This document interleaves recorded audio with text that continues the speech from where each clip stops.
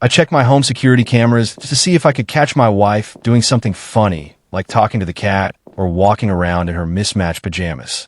I thought I'd get a quick laugh to help me get through my boring office shift. Instead, what I saw made my blood turn to ice, and within minutes, I wasn't calling her to joke around. I was calling the cops. Hi, viewer. Before we continue, I need you to do me a favor and click on the subscribe button.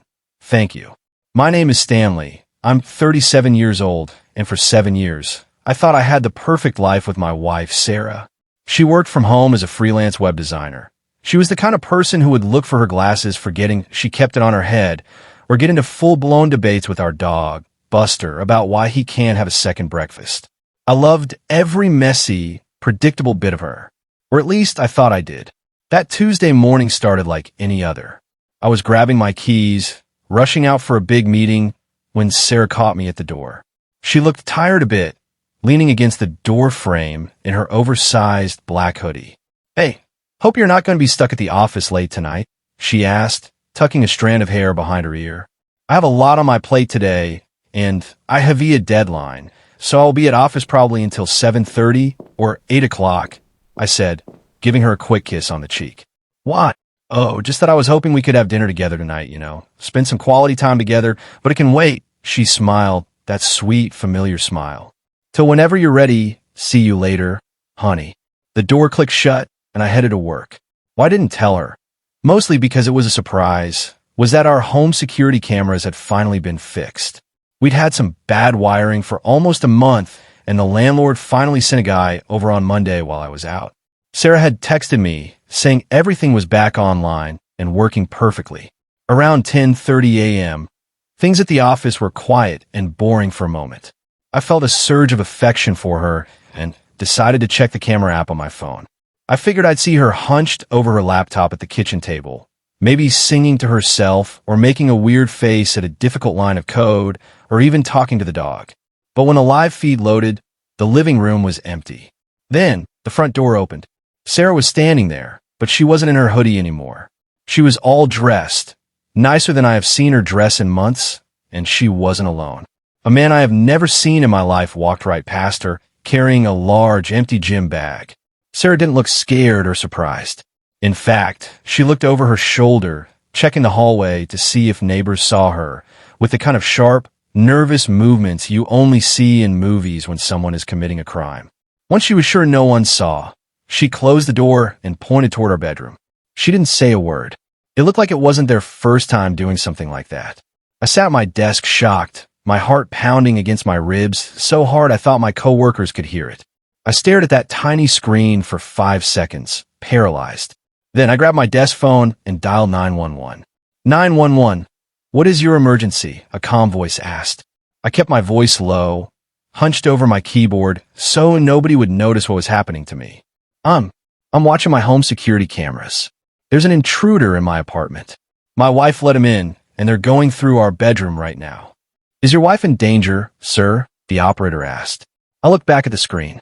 Sarah had followed the man into the bedroom. She wasn't hiding, crying, or scared. She was actually the one leading the whole thing, opening the top shelf of our closet, showing the intruder places to check. She reached up and pulled out several heavy boxes, handing them down to the man with the same casual attitude you'd have if you were helping a friend move a few books. No, I whispered, the words feeling sour in my mouth. She's not in danger. She's helping him out. I gave the operator my address and stayed on the line, my eyes glued to the footage watching every second. I watched this stranger work through our room with the kind of speed and precision that was terrifying. He went through my dresser, my nightstand, and then he reached for something that is so important to me and that made my stomach drop. The small metal lockbox I kept hidden under a loose floorboard in the closet. I never talked about that box. Sarah always acted like she didn't even know it was there, like it didn't even exist. But the man didn't have to search for it. He walked straight to the spot, pulled it out, and tucked it into his bag like he was picking up a grocery order. He knew exactly where it was because she had told him. One of my coworkers, Mike, walked by and tapped on my shoulder. Hey, Stanley, the boss wants that report in his table in about 5 minutes. You okay? You look pale. I didn't even look up at him. Cancel everything, I said, my voice cold. I need to go. I watched on the screen as Sarah walked the man back to the front door about 20 minutes later. His bag was now heavy and bulging with everything he stole from me. She checked the hallway again, making sure nobody was watching, and then she did something that completely broke my heart. She gave him a hug, and it wasn't a quick, polite hug. It was the kind of long, grateful embrace you give someone who just saved your life or did you the biggest favor in the world. Then he was gone, and she went back into the living room, sat on the couch, and picked up her phone like nothing just happened, and seconds later, my phone buzzed on the desk. It was a text from Sarah. It was a picture of Buster, our dog, with a funny caption. "This drama king just tried to eat my sandwich again. LOL. Miss you, honey. Hope work isn't too stressful." I stared at the laughing emoji she'd sent. She was sitting in our living room, acting like a loving wife, while the man she'd just helped rob me was walking away with my life savings and things I could never replace. I didn't reply. I couldn't bring myself to do that. I just sat there in the silence of my car in the parking garage, watching the replay of those 4 minutes over and over again. For minutes. That was all it took to realize that the 7 years I thought we had were a total lie. It was all an act. I opened my banking app, my fingers shaking. We had a joint account for bills, which looked normal. But then I checked the private account I'd set up a year ago, money I was saving to help my mom with her medical bills.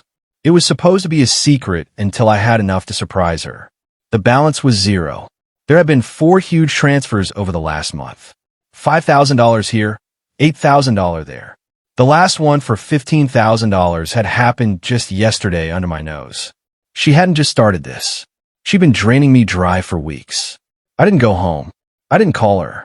Instead, I drove straight to a small, dusty office on the other side of town belonging to an old friend named Dave.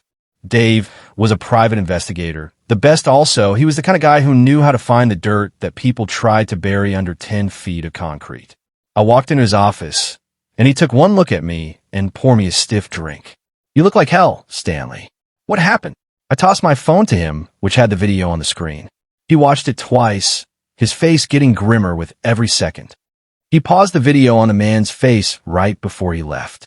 "I know this guy," Dave said quietly. My heart stopped. "Who is he?" "He's not a thief, Stanley. Not a common one, anyway. His name is Marcus, and he's a professional cleaner for people who want to disappear. He doesn't take jewelry and TVs. He takes documents, passports, deeds, anything you need to start a new life in a different country." Dave looked at me with pity. "Stanley, I need to help you check something. Give me Sarah's full name and her social security number."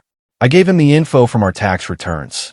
Dave started typing away, his screen flickering with databases I didn't recognize. 5 minutes passed. 10. The silence in the room was deafening, and I was getting really agitated. Finally, Dave turned the monitor toward me. "Stanley, there's no Sarah Miller from Seattle. There's no record of her graduating from the college she told you about. There's no record of her parents, who she said died in a car crash 10 years ago. No information she provided you is true. What are you talking about?" I stammered. "We've been married for 7 years. I know her. You know the person she pretended to be," Dave said. "I ran her social security number. It belongs to a girl who died in a house fire in 1995. Your wife is a ghost, Stanley, and it looks like she's finally ready to stop haunting your house and move on to the next one." I felt the world tilting. I'd spent 7 years sharing a bed with a woman who didn't even exist. And according to the cameras, she was planning to be long gone before I even got home for dinner. I looked at the clock. It was 1 p.m. She thought she had until 7:30. That meant I had 6 hours to find out who she really was before she vanished forever. I sat in the passenger seat of Dave's car, my mind a complete mess. Every memory of the last 7 years felt like a movie I'd watched, but never actually lived. I kept thinking about our wedding day. Her parents weren't there. She told me they died in a car crash. Her friends were just people she'd met at various jobs. I had stood at that altar and promised my life to a shadow. "Stanley, you need to listen to me," Dave said, his voice hard as he pulled out of the parking lot. "This isn't just a runaway wife. This is a professional long con. I've seen this before, but usually they bail after a year or two. 7 years? She was waiting for a big payout. My stomach twisted. My dad had passed away 6 months ago. He was a successful contractor, and his estate, including the sale of his business and his life insurance, had just cleared last week. Nearly $500,000 had hit my private account. I hadn't even told Sarah the final amount yet. I wanted to surprise her with a down payment on the dream house she'd been pinning on her Pinterest boards for years. She didn't wait for you to tell her, Dave muttered, glancing at his tablet. I just hacked into your home Wi-Fi history. She's been using a keylogger on your laptop. She's seen every email from the estate lawyers. She knew the money hit the account before you did. I felt a wave of nausea. Every I love you, every morning coffee, every plan for our future. It was all just a countdown to my dad's death and a massive check that followed. She wasn't building a life with me.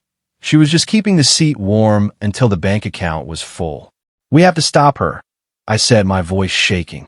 She's got my passport. She's got the deed to my car. If she gets on a plane with that guy Marcus, I'll never see a dime of that money again. My mom needs that for her surgery, Dave. Dave picked up his phone and called a contact in the police department. Hey, it's Dave. I got a live one. Identity theft, estate fraud, and an active flight risk. I'm sending you the photos now. While Dave talked to the cops, I pulled up the camera feed one last time. Sarah was back in the bedroom. She was humming a song, the same soft lullaby she used to sing to me when I was stressed out after work. She was folding her clothes into a suitcase with the calm, efficient movements of someone going on a pleasant weekend getaway. Then she stopped. She walked right up to the bookshelf where the camera was hidden behind a fake ivy plant. She leaned in close, her face filling the screen. For a second, I thought she was going to cry. But then she smiled. It was a sharp, cold, predatory smile that I didn't recognize. Bye, Stanley, she whispered. You really were a good guy. Way too good for someone like me. She reached out, and the screen went black. She'd cut the wires. She knows, I yelled. Dave, she knows I'm watching. Then she's going to move even faster, Dave growled, hitting the gas. My buddy at the precinct says a car registered to her fake identity just triggered a toll booth camera heading toward the international airport. That was 10 minutes ago. The airport? But she told me she'd be home until 8 o'clock. That was the bait, Stanley. She wanted you to stay at your desk while she got a 5-hour head start. She's not waiting for the sun to go down. She's leaving now.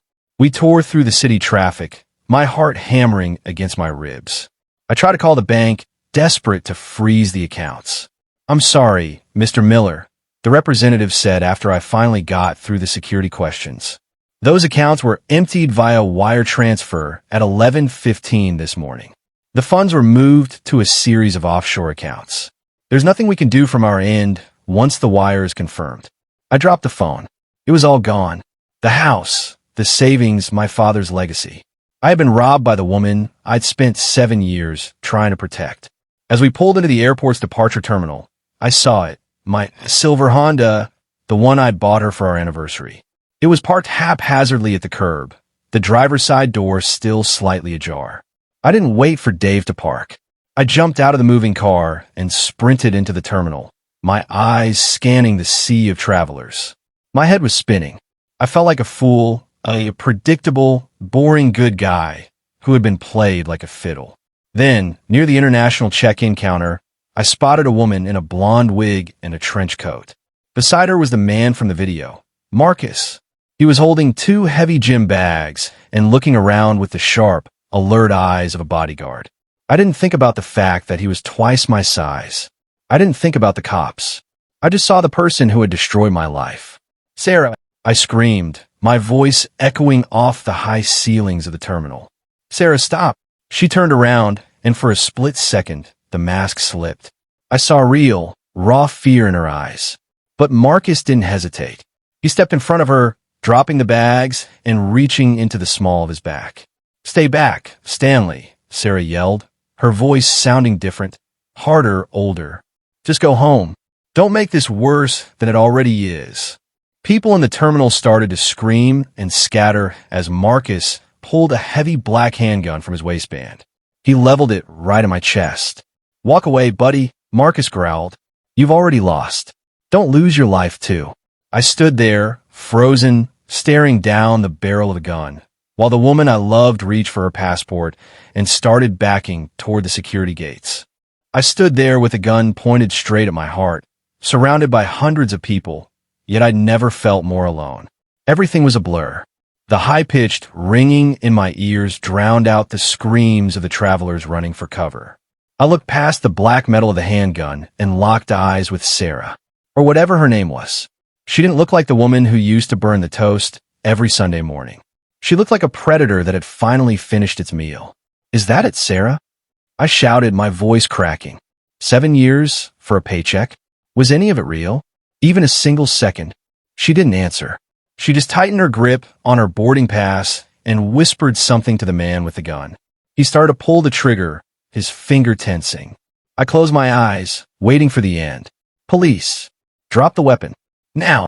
The voice boomed through the terminal like thunder. I opened my eyes to see Dave and at least 6 officers with their own guns drawn, surrounding us in a perfect circle. Marcus, the guy holding the gun on me, froze. He looked at the cops, then at the exit, then back at Sarah. In that split second, Sarah didn't try to help him. She didn't even look back. She turned and sprinted toward the security gates, dumping the heavy gym bags on the floor to make herself faster. She was ready to leave her partner, her bags, and her entire life behind just to get away. But she wasn't fast enough. 2 undercover officers who had been waiting near the gate tackled her to the ground. I watched as the woman I'd loved, the woman I'd shared every secret with, was pressed face down against the cold tile floor. Her blonde wig knocked sideways, revealing her dark, natural hair underneath. Marcus dropped his gun and threw his hands up, realizing the game was over.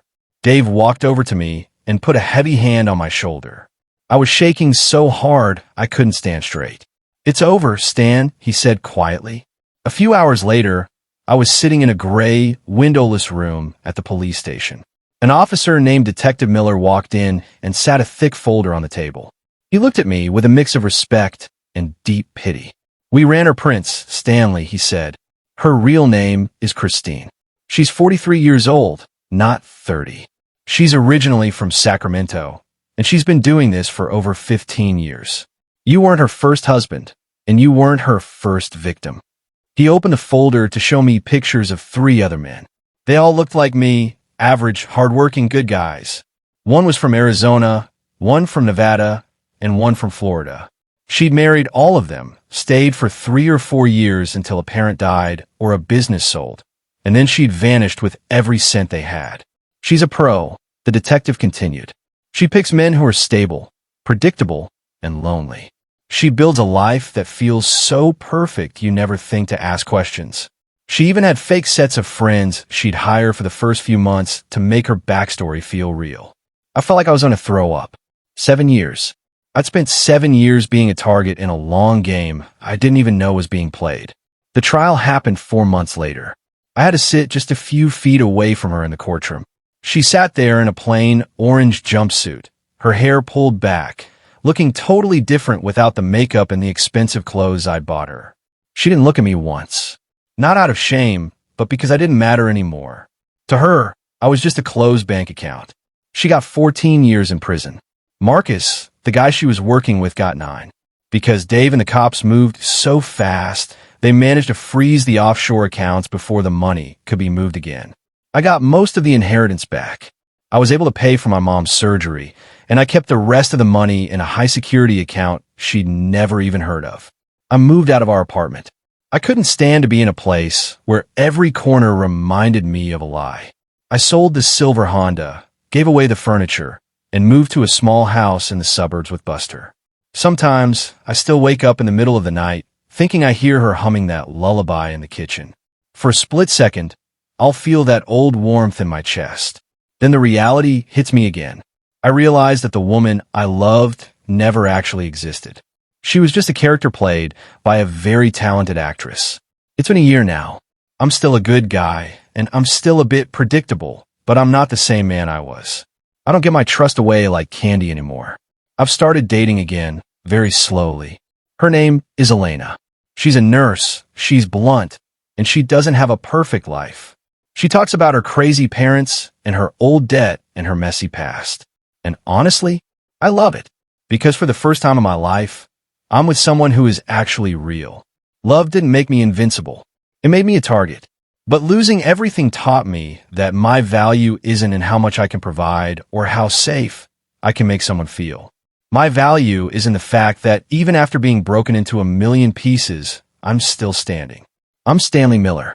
I was the fool who fell for a ghost, but I'm the man who walked through the fire and came out the other side. And that's a story no one can ever take from me. Thanks for watching. Hit that subscribe button for more videos like this and turn on your notification bell. See you in the next video. Peace out.